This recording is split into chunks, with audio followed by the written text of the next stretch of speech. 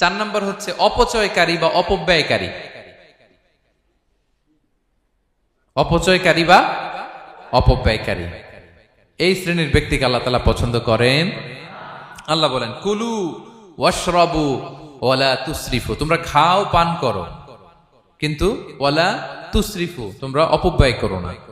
ইন্নাহু লা ইউহিব্বুল মুসরিফিন, আল্লাহ তাআলা অপব্যয়কারীকে পছন্দ করেন না। অপচয়, প্রয়োজন নাই তারপরও খরচ, অপ্রয়োজনীয় খরচ, এটা আল্লাহ পছন্দ করেন না। ইভেন কি দানের ক্ষেত্রেও, আপনি যে দান করবেন, এখানেও ভারসাম্যপূর্ণ দানের কথা বলা হয়েছে। আল্লাহ বলছেন, ওয়াল্লাযীনা ইযা আনফাকু লাম ইউসরিফু ওয়া লাম ইয়াকতুরু ওয়া কানা বাইনা যালিকা কাওয়ামা, যারা দান করে, দানের ক্ষেত্রে কৃপণতাও করে না, আবার সব দিয়ে দেন।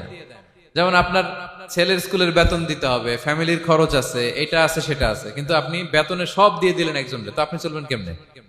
দেয়া যাবে না, ভারসাম্যপূর্ণ হয় নাই। ভারসাম্যপূর্ণ হইতে হবে। তাহলে অপচয়টা আল্লাহ তাআলা পছন্দ করেন না। বিষ্ণু ইসা ইসলাম বলেছেন, কুলু ওয়াশরাবু, খাও পান করো, ওয়া তাসাদ্দাকু,